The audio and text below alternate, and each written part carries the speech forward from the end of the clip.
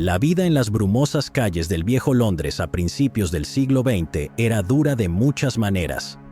Mientras toda la gente pobre moría de tos ferina, fiebre escarlata, peste bubónica y raquitismo, las clases más acomodadas enfrentaban sus propios problemas, ya sabes, problemas del primer mundo de principios del siglo XX. Entre ellos, el problema principal era que la televisión aún no había sido inventada, y aunque las novedosas casas de cine habían empezado a abrir sus puertas por primera vez en el centro de Londres, pasarían al menos otros 20 años antes de que alguien hiciera una película que valiera la pena ver. Además de eso, incluso estaban empezando a cerrar los fumaderos de opio y no podrías conseguir un kebab hasta alrededor de los años 40.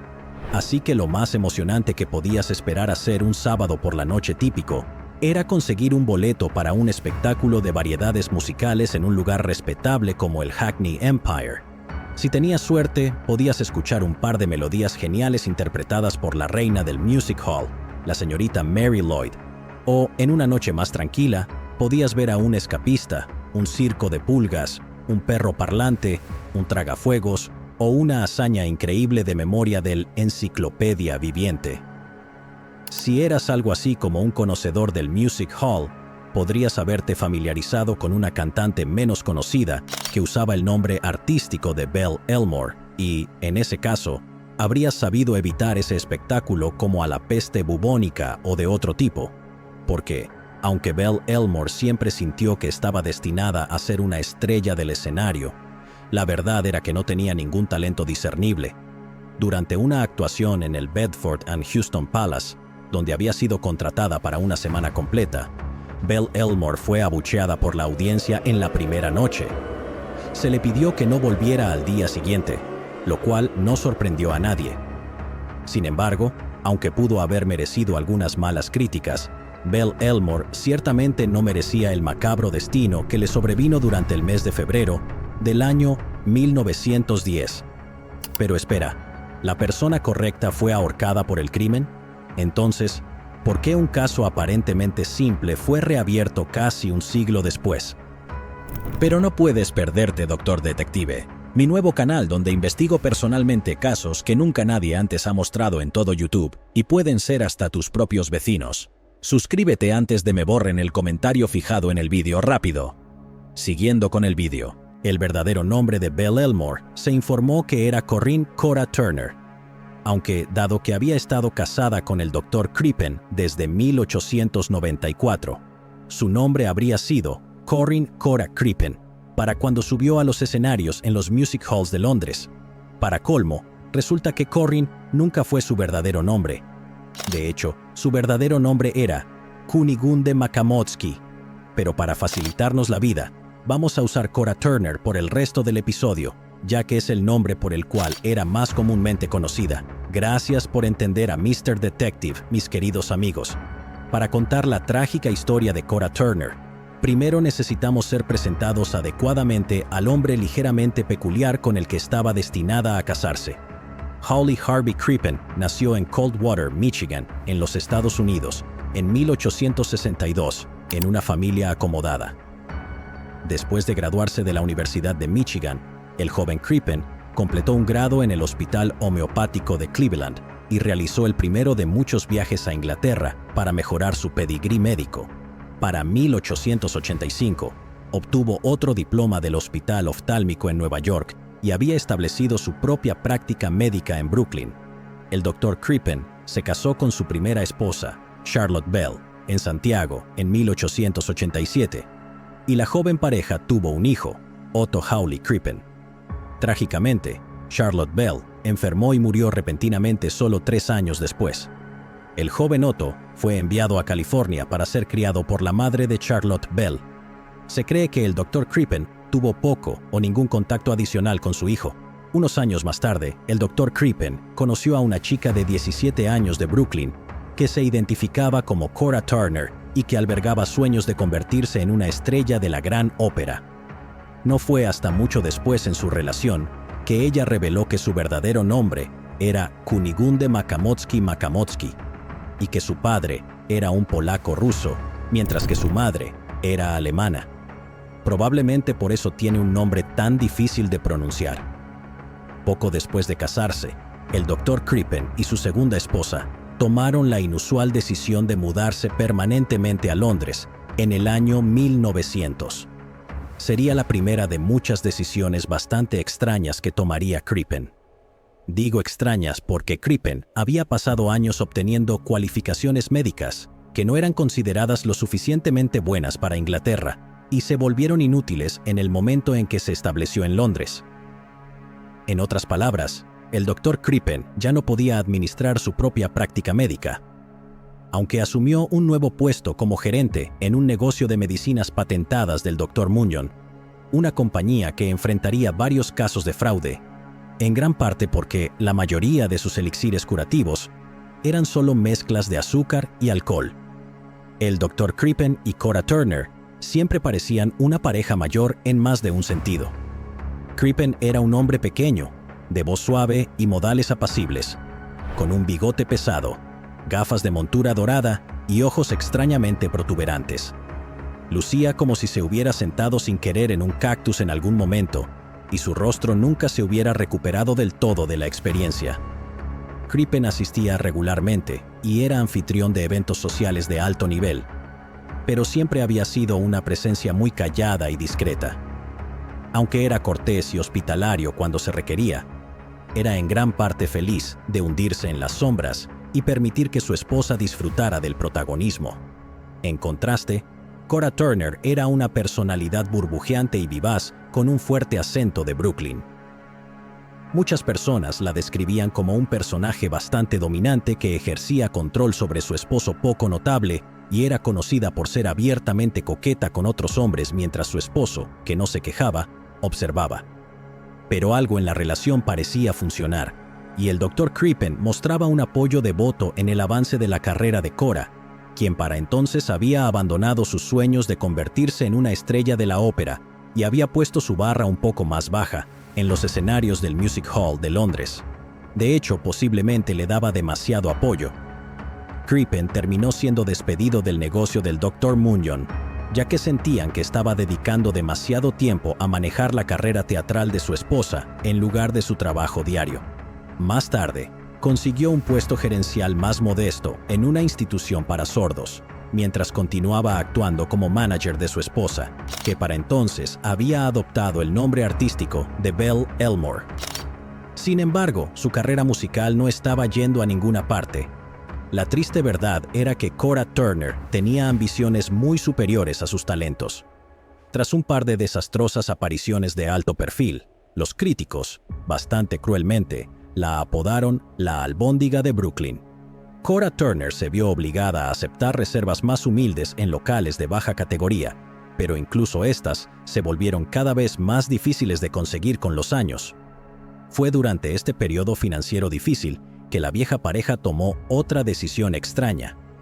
El doctor que no podía ejercer legalmente y la estrella musical que no podía conseguir una reserva decidieron gastar en alquilar una nueva y bonita casa en el número 39 de Hilldrop Crescent, justo al lado de la calle Camden. La casa adosada en un agradable suburbio arbolado era mucho más grande de lo que necesitaban y, posiblemente, más cara de lo que podían permitirse. Solo el alquiler costaba más de 58 libras al año y el Dr. Crippen solo ganaba alrededor de 3 libras a la semana en su trabajo en el Instituto para Sordos.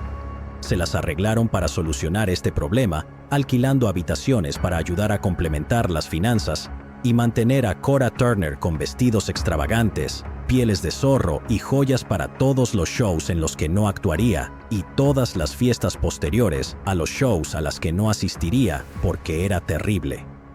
Se cree que parte del motivo detrás de la mudanza a una casa más grande que realmente no podían permitirse era para que la pareja pudiera tener habitaciones separadas. En este punto, parece que el Dr. Crippen y Cora Turner todavía estaban consumidos por las llamas de la pasión, pero no del uno por el otro. Cora exhibía abiertamente una serie de amantes más jóvenes en público, incluidos algunos de los huéspedes en Hilldrop Crescent, antes de desarrollar una relación a largo plazo con un artista musical estadounidense llamado Bruce Miller. Mientras tanto, El Dr. Crippen se había enamorado de una secretaria de 18 años que trabajaba para él en el Instituto para Sordos, Ethel Lennev, quien parecía estar más en sintonía con la personalidad de Crippen que su esposa. Era tranquila, inteligente y trataba al doctor con respeto, algo a lo que no estaba acostumbrado desde hacía tiempo. A pesar de que estas infidelidades no estaban particularmente ocultas a la vista del público, el Dr. Crippen y Cora Turner aún seguían extrañamente manteniendo la apariencia de un matrimonio feliz, organizando regularmente cenas y eventos sociales que solo disfrazaban tenuemente las grietas en esta relación claramente poco saludable. Sin embargo, era una relación poco saludable que estaba a punto de empeorar drásticamente. El lunes 31 de enero de 1910, los Crippen organizaron una cena en su casa en Hilldrop Crescent para sus buenos amigos Paul y Clara Martinetti. La velada transcurrió bien, excepto por un pequeño incidente en el que Paul Martinetti pidió usar el baño y el Dr. Crippen no lo acompañó arriba para mostrarle dónde estaba. La casa no era tan grande, así que estoy seguro de que Paul encontró el baño por su cuenta, pero Cora Turner estaba furiosa con la falta de etiqueta de su esposo y lo reprendió en la mesa. Aparte de eso, todos debieron haber disfrutado una buena noche de vino y whisky, ya que los Martinetti no se fueron de la casa hasta la 1:30 de la madrugada. Sería el último día en que Cora Turner sería vista con vida. Durante las siguientes 2 semanas, los amigos comenzaron a notar que Cora Turner parecía haber desaparecido sin dejar rastro. El Dr. Crippen respondió inicialmente a las consultas educadas, revelando que su esposa simplemente había regresado a América para pasar un tiempo con su familia. Pero luego su historia comenzó a tomar un giro más trágico. Ahora, aparentemente, Cora había caído gravemente enferma mientras estaba en Estados Unidos y el pronóstico no era bueno. Posteriormente, compuso una serie de cartas en papel con borde negro para amigos cercanos, en las que les dio la triste noticia de que su esposa había fallecido de neumonía pleural. En una de esas cartas a sus amigos Robert y Louis Mills escribió: «Imaginen si pueden el terrible shock que es para mí, el nunca más volver a ver a mi Cora viva ni escuchar su voz nuevamente. Está siendo enviada de regreso y pronto tendré lo que queda de ella. Por supuesto, estoy dejando la casa. De hecho, me vuelve loco estar en ella solo. Venderé todo. No sé qué haré. Probablemente encontrar algún negocio que me lleve a viajar por unos meses hasta que pueda recuperarme del shock. Tan pronto como me haya establecido, les escribiré nuevamente. Es tan terrible para mí tener que escribir esta terrible noticia. ¿Podrían por favor contarles a todos nuestros amigos sobre nuestra pérdida? Con amor a todos ustedes, les escribiré de nuevo pronto y les daré mi dirección, Dr. Crippen».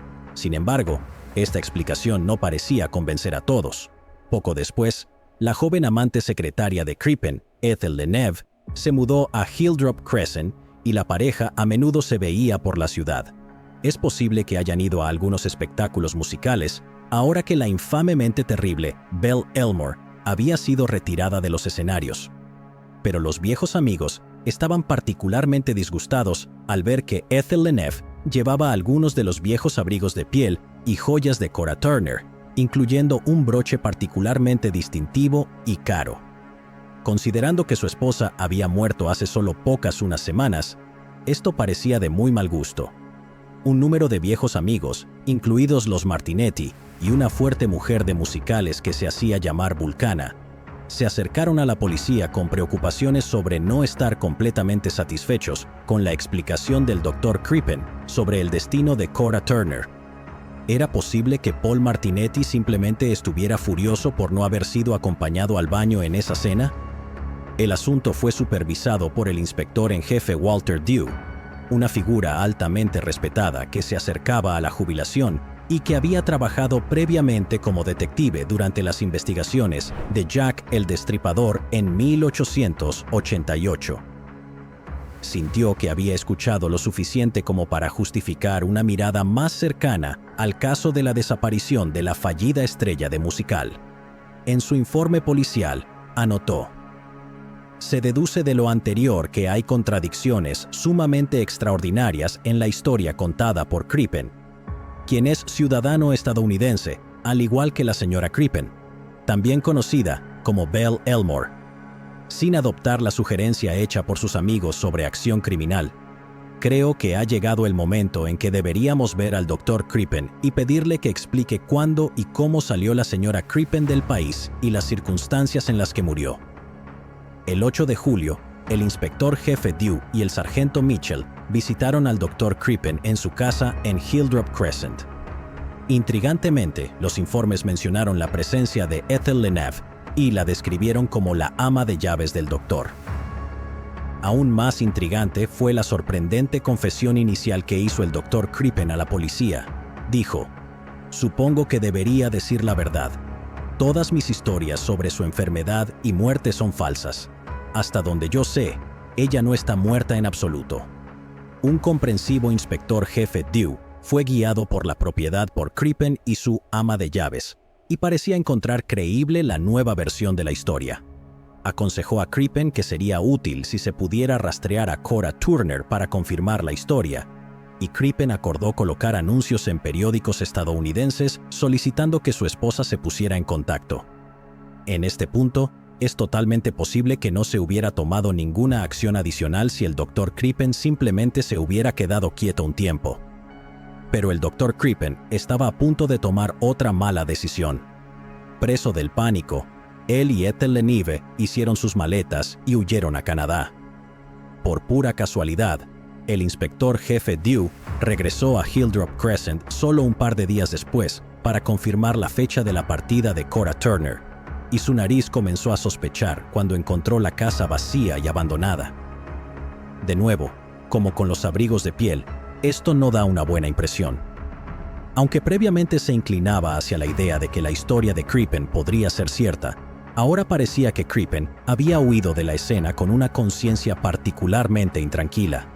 El inspector en jefe Dew ordenó de inmediato una búsqueda completa de la propiedad, y fue mientras él y el sargento Mitchell estaban inspeccionando el sótano de carbón, que hicieron un descubrimiento muy perturbador. Parecía que habían encontrado lo que quedaba de Cora Turner. En su informe policial, el inspector jefe Dew reveló: «El martes 13 de julio hice un examen más detallado de la casa y de nuevo busqué en el sótano de carbón. El sótano de carbón tenía un piso de ladrillos. Había una pequeña cantidad de carbón y también un poco de basura, ramas pequeñas de árboles, un viejo candelabro y cosas por el estilo. Bajé con el sargento Mitchell, me arrodillé y sondeé con un pequeño atizador que había sacado de la cocina. Descubrí que el atizador entraba bastante fácilmente entre las grietas de los ladrillos y logré levantar uno o dos, y luego varios otros se levantaron bastante fácilmente.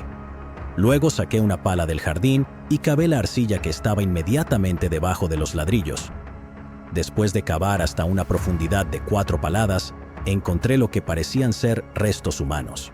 Realmente quedaba muy poco de Cora Turner, salvo algunos trozos de carne. El cuerpo estaba decapitado y la mayoría de las extremidades y huesos habían sido removidos, excepto por un pequeño trozo de muslo. Se encontraron rastros del calmante hioscina en lo que quedaba del cuerpo.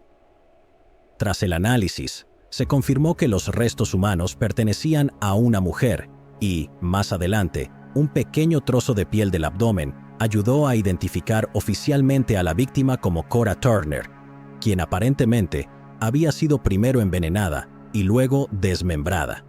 Era hora de tener otra charla con el Dr. Crippen y su ama de llaves, si es que podían ser encontrados. El macabro descubrimiento ocupó los titulares de la prensa del Reino Unido y las descripciones de los dos fugitivos fueron ampliamente difundidas. Es interesante notar cuán vívidamente fueron compuestas estas descripciones, mucho más imaginativas que cualquier cosa que se encontraría en investigaciones modernas. Las dos descripciones extraídas de los informes policiales fueron publicadas en The Times. Dr. Crippen fue descrito como un doctor estadounidense de 50 años, bigote largo y arenoso algo desaliñado, dientes postizos, apariencia descuidada, muestra mucho los dientes al hablar arroja los pies al caminar. Todo esto es muy específico, pero nadie pensó en mencionar sus ojos saltones. Mientras tanto, Ethel Leneve, 27 años, se hará pasar por la esposa de Crippen. Tez pálida, ojos grandes y grises, buenos dientes, bien parecida, apariencia agradable, conducta tranquila y apacible. Camina despacio, mira fijamente cuando conversa. Entonces, ¿hasta dónde habían llegado el doctor que arroja los pies al caminar y su novia que mira fijamente? El doctor Crippen y Ethel Leneve habían viajado a Antwerp y desde allí compraron boletos para Canadá en el transatlántico SS Montrose. En un estallido de ingenio creativo, hicieron algo que pensé que solo se hacía en las películas. Viajaron como padre e hijo, y Ethel, de 27 años, se disfrazó de muchacho. Se puede entender por qué pensaron que un disfraz astuto podría ser necesario, ya que debían haber sospechado que sus descripciones en ese momento estarían en cada mesa de desayuno británica. Por su parte, el Dr. Crippen se había afeitado su distintivo bigote y decidió dejarse crecer la barba. Eso suena como una idea más tradicional y buena, pero no puedes evitar pensar que disfrazar a una mujer como un joven muchacho crea su propio conjunto de problemas y siempre habrá varias pistas de que algo no está del todo bien con esa imagen. Sin embargo, esta fue la estrategia que adoptaron. Después de abordar el SS Montrose hacia Canadá, no pasó mucho tiempo antes de que el capitán del barco comenzara a sospechar un poco. Es interesante reflexionar que, si la pareja de fugitivos hubiera viajado en segunda clase, probablemente habrían escapado al escrutinio del capitán Henry Kendall. Pero la insistencia de Crippen en viajar en primera clase los había llamado la atención del capitán, quien le gustaba mezclarse con sus invitados de primera clase, y también se mantenía al tanto de las noticias de Londres con la ayuda del increíble nuevo sistema de telegrafía inalámbrica que se había instalado en el barco. En el cuaderno de bitácora del capitán, Kendall anotó: el hombre a bordo del Montrose responde a todas las descripciones dadas en el informe policial, al igual que su compañera, la señorita Leneve. Mi sospecha se despertó al verlos en la cubierta junto a un bote. Leneve apretó la mano de Crippen excesivamente. Me pareció antinatural para dos hombres, así que sospeché de inmediato. Leneve tenía la manera y apariencia de una chica muy refinada y modesta. No habla mucho, pero siempre lleva una sonrisa agradable.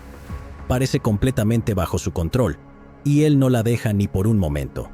Su traje no le queda bien, sus pantalones están muy ajustados en las caderas y están un poco rasgados en la parte de atrás, asegurados con grandes imperdibles. Él se afeita continuamente el labio superior y su barba está creciendo muy bien. A menudo lo veo acariciándolo y parece complacido. Cada día parece más un granjero. Le conté a Crippen una historia para hacerlo reír a carcajadas y ver si abría la boca lo suficiente para que yo pudiera verificar si tenía dientes postizos. La estratagema fue exitosa. Todos los modales del muchacho en la mesa, cuando lo observaba, eran muy femeninos, manejando el cuchillo y el tenedor y tomando fruta de los platos con 2 dedos. Crippen seguía rompiendo nueces para ella y dándole la mitad de su ensalada, siempre prestándole la más marcada atención. A menudo se sentaba en la cubierta y miraba hacia arriba, al aire, y escuchaba los crujientes mensajes eléctricos de chispa enviados por el operador de Marconi. Decía: ¡qué invento tan maravilloso! Sin duda era un invento maravilloso, pero Crippen puede que no hubiera apreciado tanto la tecnología si hubiera sabido cómo el capitán Kendall pensaba usarla. En la tarde del viernes 22 de julio, justo antes de salir del alcance de los transmisores terrestres, Kendall telegrafió un mensaje histórico a Scotland Yard en código Morse. El mensaje exacto decía: tengo fuertes sospechas de que Crippen, el asesino del sótano de Londres, y su cómplice están entre los pasajeros de salón. Se ha quitado el bigote y está dejando crecer la barba. Cómplice vestida de muchacho. Maneras y complexión indudablemente de una mujer. En este punto, el inspector jefe Walter Dew sabía que la carrera estaba en marcha para interceptar el SS Montrose antes de que los fugitivos pudieran desembarcar, y resultó bastante conveniente que el mucho más rápido transatlántico de la White Star, el SS Laurentic, estuviera próximo a zarpar desde Liverpool, Inglaterra, y sobrepasar al SS Montrose en su largo viaje a Canadá. En este punto, vale la pena señalar que Crippen había tomado otra decisión extraña al no viajar directamente a los Estados Unidos, donde un arresto habría sido retrasado por mucho tiempo debido a las órdenes de arresto internacionales y los procedimientos de extradición, complicados aún más por el hecho de que era ciudadano estadounidense. En 1910, Canadá todavía era un dominio de la corona y el inspector en jefe Dew tenía pleno derecho a realizar un arresto en aguas canadienses, que aún se consideraban dentro de los límites del Imperio Británico. El SS Montrose navegó hacia el río San Lorenzo el 31 de julio. El inspector en jefe Dew y sus oficiales abordaron el barco disfrazados de pilotos, y el capitán Kendall invitó al Dr. Crippen para saludar a los aviadores. En sus memorias de 1938, el inspector en jefe Dew relató los detalles del encuentro de la siguiente manera. Dije: «Buenos días, Dr. Crippen. Soy el inspector en jefe Dew». Él dijo: «Buenos días, señor Dew».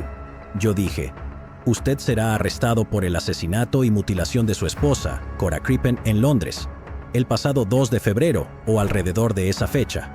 Él dijo: «No lo lamento, la ansiedad ha sido demasiada». El viejo Crippen lo tomó bastante bien. Siempre fue un poco filósofo, aunque no pudo evitar estar asombrado de verme a bordo de ese barco. Era un tipo bastante simpático a su manera. El filósofo simpático y su joven hijo fueron escoltados de regreso a Londres, donde se decidió que enfrentarían el juicio por separado. El juicio del Dr. Hawley Harvey Crippen comenzó en el Old Bailey el 18 de noviembre de 1910 y duró solo 5 días. La fiscalía probó más allá de toda duda razonable que los restos de la carne de Cora Turner contenían rastros de iosina, un veneno que el Dr. Crippen había ordenado en la tienda Lewis & Burroughs en la calle New Oxford, solo un par de semanas antes de la desaparición de Cora. El pedido de 5 granos había sido tan inusualmente grande que la tienda necesitó hacer un pedido especial a los mayoristas antes de que Crippen pudiera recogerlo unos días después. El cuerpo de Cora Turner fue identificado por una pequeña cicatriz en una pieza del abdomen inferior, causada originalmente por una operación abdominal que coincidía con los registros médicos de Cora. Pero quizás lo más convincente de todo fue que los restos humanos habían sido envueltos en una chaqueta de pijama que se demostró que pertenecía al Dr. Crippen. La etiqueta de la chaqueta de pijama llevó a los fabricantes, Jones Brothers de Holloway, quienes confirmaron que el material fue adquirido por la empresa por primera vez en 1908, y una entrega de 3 conjuntos de pijamas similares fue enviada al 39 Hilltop Crescent en enero de 1909. La fiscalía alegó que el Dr. Crippen primero envenenó a su esposa, luego profesionalmente removió sus huesos y extremidades, que más tarde quemó en la estufa de la cocina. Luego disolvió sus órganos en una bañera llena de ácido y se deshizo de algunos otros restos. Se especuló que se había llevado la cabeza en un bolso de mano que luego lanzó al mar durante un viaje en barco a Francia.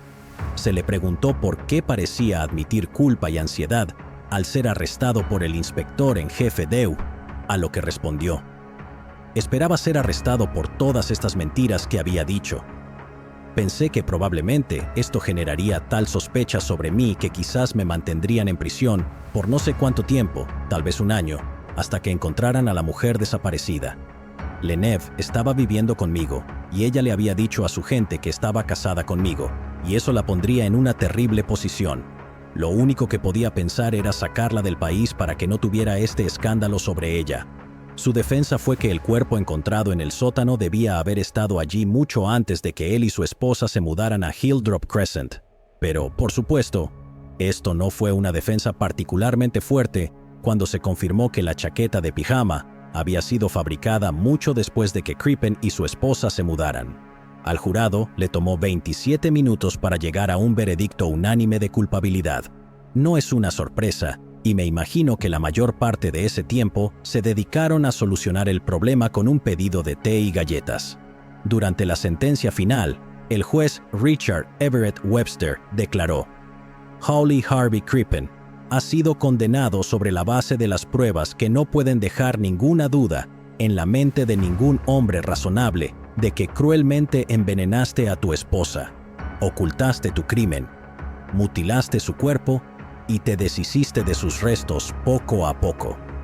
Además, se estableció que tan pronto como surgieron sospechas, huiste de la justicia y tomaste todas las medidas para ocultar tu huida. Sobre la naturaleza espantosa y malvada del crimen, no me detendré. Ahora debo imponerte la sentencia del tribunal, que es que seas llevado de aquí a una prisión legal y de allí a un lugar de ejecución, y que seas colgado del cuello hasta que estés muerto y que el Señor tenga misericordia de tu alma. Ethel Lennev fue juzgada 4 días después y fue declarada no culpable como cómplice del asesinato. Se estableció en Croydon, se casó con un empleado, tuvo varios hijos y aparentemente llevó una vida relativamente normal y feliz hasta su muerte en 1967, a la edad de 84 años. El Dr. Crippen fue colgado en la prisión de Pentonville el 23 de noviembre de 1910. Su último deseo fue tener una fotografía de su amante, Ethel Lennev, enterrada con él en su tumba sin nombre, y se le concedió. El Dr. Crippen pasó a la historia como el primer criminal capturado con la ayuda de la tecnología inalámbrica.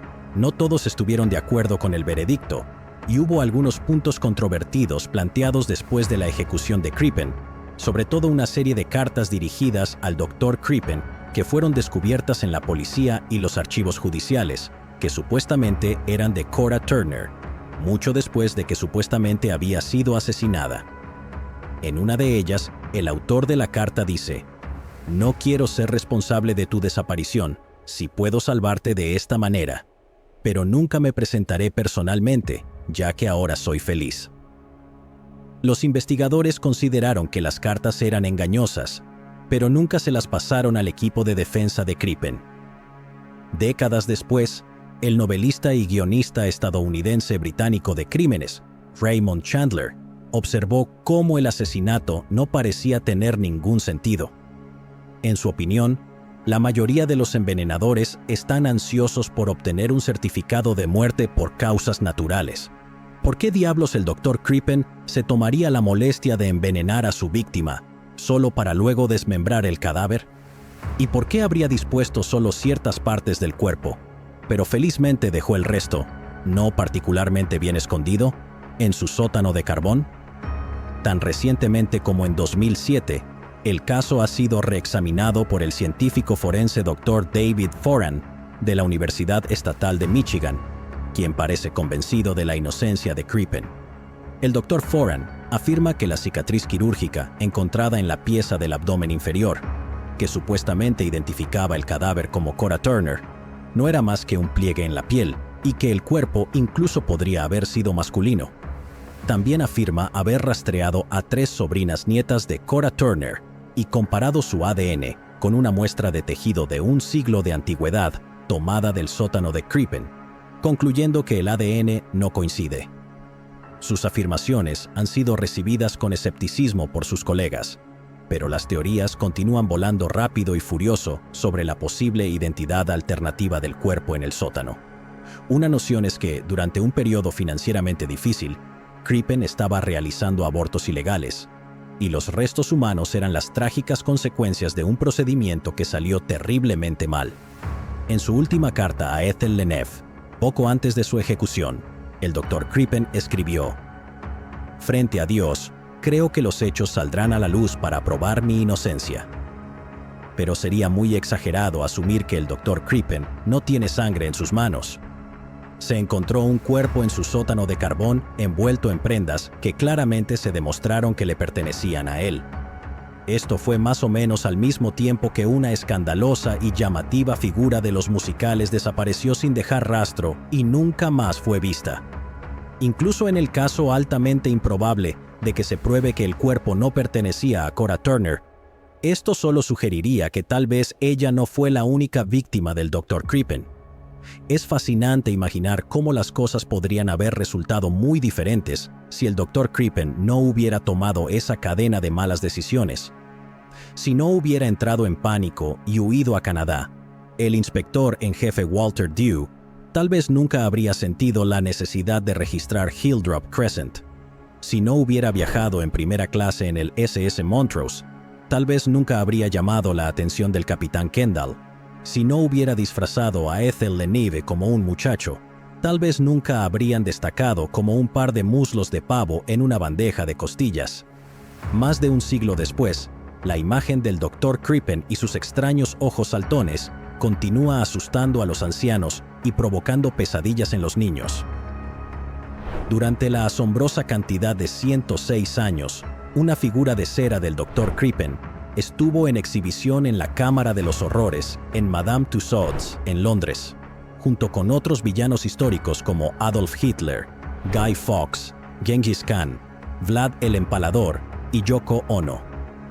La figura de cera del Dr. Crippen sobrevivió al terremoto de Dogger Bank de 1931, el terremoto más fuerte jamás registrado en el Reino Unido, aunque su cabeza se cayó y necesitó ser reparada. Si un par de brazos y piernas también se hubieran caído, podría haber sido un homenaje apropiado al asesino del sótano de Londres. ¿Llegados aquí? ¿Acaso no has visto este otro crimen? Yo no me lo perdería,